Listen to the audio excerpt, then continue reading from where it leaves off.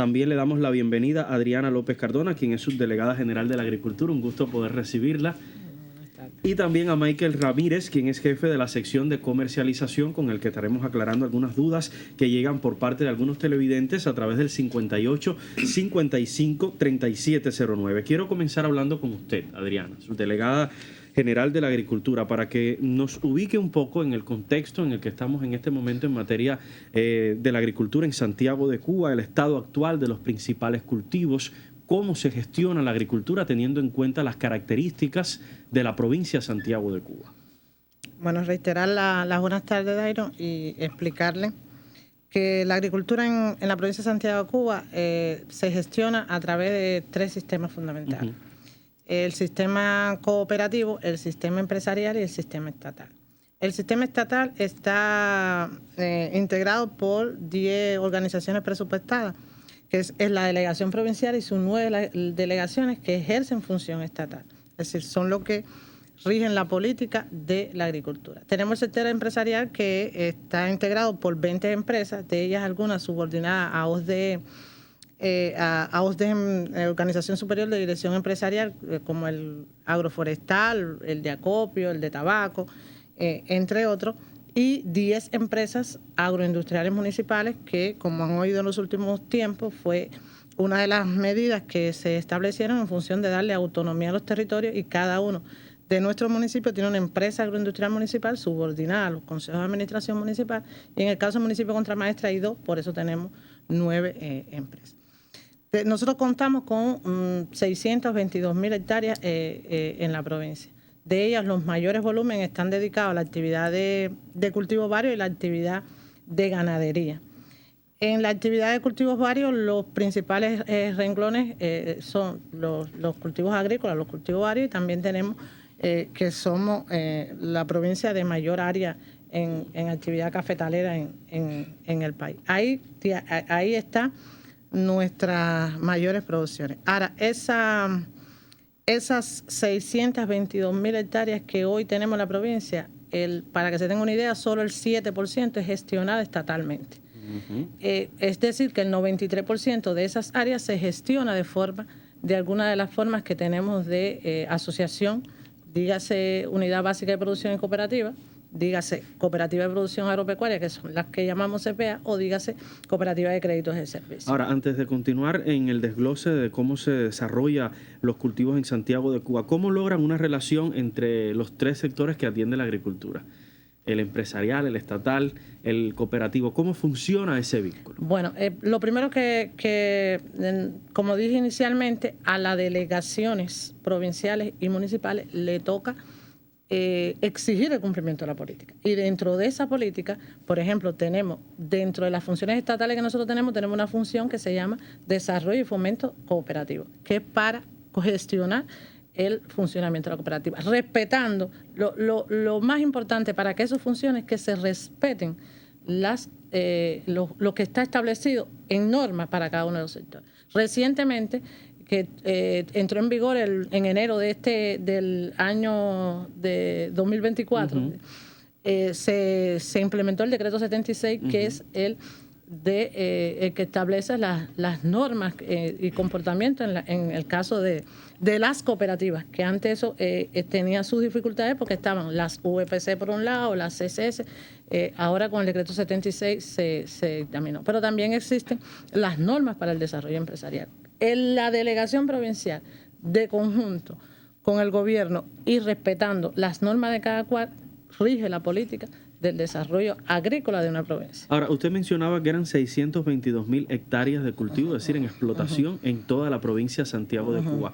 La mayor preocupación es el nivel de rendimiento de esas hectáreas, teniendo en cuenta, por ejemplo, la alta demanda de la población de muchos de estos productos. ¿Cómo, por ejemplo, se comportó en el 2024 el rendimiento de estas hectáreas? Bueno, lo primero que tenemos que reconocer es que de esas 622.000 que tenemos dedicadas, por ejemplo, a los cultivos varios, 62.000, más de 60.000 hectáreas dedicadas a los cultivos varios, no todas están explotadas y eficientemente explotadas. Es uno de los retos que tiene el sistema, que lo hace a través de la aplicación de su decreto, que es bueno que la población conozca, que existe en cada uno de nuestros municipios las oficinas donde los ciudadanos pueden pedir tierras que consideren que estén ociosas o deficientemente explotadas. Ahora, dentro de esas áreas que tenemos dedicadas a los cultivos varios, la provincia tiene como compromiso tener más de 14.000 hectáreas, por ejemplo, dedicadas al cultivo de la yuca y al cultivo del plátano, que son cultivos rústicos que forman parte del programa de autoabastecimiento municipal. Digo yuca y plátano porque son los de mayores niveles, pero también tenemos que tener un nivel establecido de boniato, un nivel establecido de malanga y ñame. En el año que cerró fuimos capaces de cumplir las hectáreas previstas para el cultivo de plátano. No así el de la yuca, que estuvimos con un déficit de alrededor de 1.000 hectáreas, 982, que debe cumplirse al cierre de esta campaña de frío. Es la campaña óptima para la siembra de ese cultivo para poder obtener los mayores rendimientos.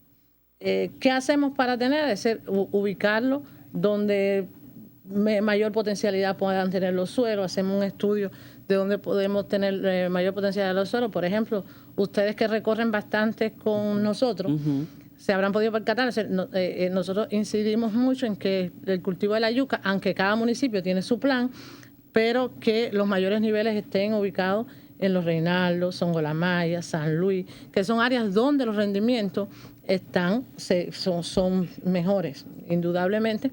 No son los mismos rendimientos del cultivo de la yuca en Los Reinaldos que los rendimientos del cultivo de la yuca en Tercer Frente. Claro. Eso lleva pensamiento y ciencia de lo que usted iniciaba hablando en el programa.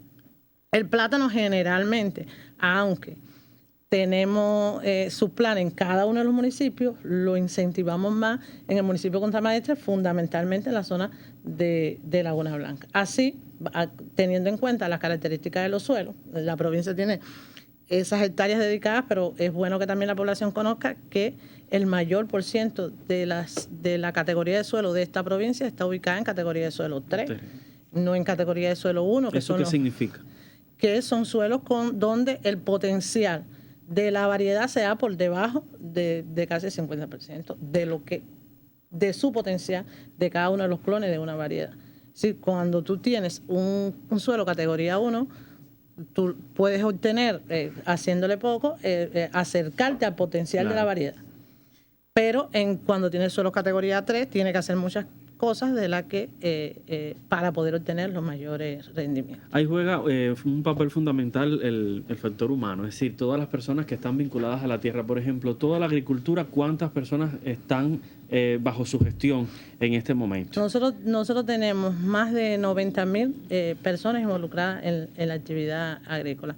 Ahora, más de 67.000 son productores. Es decir, directos en la producción. Son productores usufructuarios, porque le decía, la tierra pertenece al Estado, la da en uso y usufructo, pero la están gestionando productores individuales. Es decir, que la propiedad es estatal, pero el mayor por ciento de la gestión es personal, particular,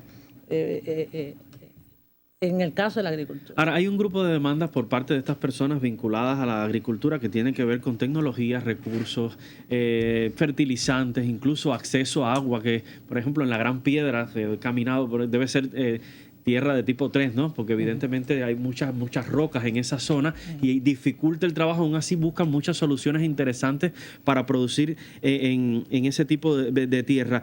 ¿Cómo ustedes tratan de ayudar, asegurar a esos productores esas cosas que necesitan para la producción eficiente y un mayor rendimiento de sus tierras? Bueno, hay dos variantes en esa ayuda que usted habla con los productores. Está la que pone el Estado. El Estado anualmente pone un nivel de financiamiento para las producciones agrícolas, que están enmarcadas desde la actividad de suelo, como la actividad de reforestación, que aunque veamos que no da directo a un cultivo, sí da porque usted mejora el suelo, pero porque además tiene influencia en el clima cuando usted hace una adecuada reforestación. En esos casos se ponen, por ejemplo, en el caso de suelo se puso en el año pasado en la provincia alrededor de 40 millones de pesos, que van directo a los productores para su mejoramiento del suelo. En el caso de la reforestación, más de 200 millones de pesos, que van a cada uno de nuestros productores. Esta es una provincia que tiene no más de un 8% de riego, de áreas bajo riego. Entonces, indudablemente, claro, hacer una gestión eficiente. También le decía que hay dos variantes, lo que pone el Estado como presupuesto estatal, es decir, hay tres, lo que pone el Estado como financiamiento estatal, los que ponen los gobiernos de programa de desarrollo local a partir de la contribución del 1%, que en los últimos años se ha dedicado un nivel suficiente a la agricultura, y lo que gestionamos a través de proyectos de colaboración que hay que gestionar un mayor número. En estos momentos en la provincia hay 10 proyectos de colaboración internacional. Ahora, apelando a los principios de la innovación, que es un término que además es tan necesario para el desarrollo de nuestra sociedad, ¿cuánto potencial usted cree que tenemos hoy en nuestra provincia Santiago de Cuba que no está siendo explotado eficientemente y qué es lo que está constituyendo una traba, más allá incluso de las necesidades materiales que implica la producción? ¿Qué es lo que está constituyendo una traba para el desarrollo eficiente en esas tierras? Bueno, a mi consideración no es que solo es una integración. Nosotros tenemos institutos, por ejemplo, puedo mencionar en Contramaestre radica el de frutales, el agrícola. Tenemos la estación experimental de café y cacao en Tercer Frente con muy buenos profesionales en la actividad, que no solamente generan ciencia para la actividad del café y cacao, sino también para otras actividades. Tenemos una escuela ramal que da unos niveles de capacitación, tenemos relaciones con la universidad, pero esa integridad para que la regla no sea una excepción, varios productores, 2 o 3 productores aplicando ciencia y que tengamos un mayor número, para mí constituye una de las mayores trabas y uno de los mayores retos que tenemos ahora. Lo que nosotros hemos logrado, a ver, el programa empezaba con una productora. A veces no tenemos suficiente conciencia como para saber que lo que estamos haciendo en un momento determinado es ciencia. Claro. Y nos toca a nosotros los profesionales ir conduciendo a nuestros productores que sepan que están haciendo ciencia, porque su laboratorio es el suelo. Cuando usted prueba varias variedades y define eso que ella dijo, puse varios cultivos y se pudren en su lenguaje un nivel y dimos que teníamos que sembrar esta variedad de arroz en este tema, eso es ciencia, lo que hay que saberla conducir. Ahora, hay una variable que quizás hay que tener en cuenta que es fundamental, que tiene que ver incluso con la declaración que realizó la FAO recientemente, y es el cambio climático. Y cuando me refiero al cambio climático es que, por ejemplo, Santiago de Cuba tiene ciclones en un periodo del año, está enfrentando sequías que no tienen las mismas características de años atrás. Por ejemplo, antes nosotros teníamos periodos de lluvia que eran más extensos en el tiempo, ahora se concentran en menores cantidades de días y caen con mucha más intensidad. ¿Cómo la agricultura se prepara para esos escenarios climáticos que son completamente diferentes a lo que era antes?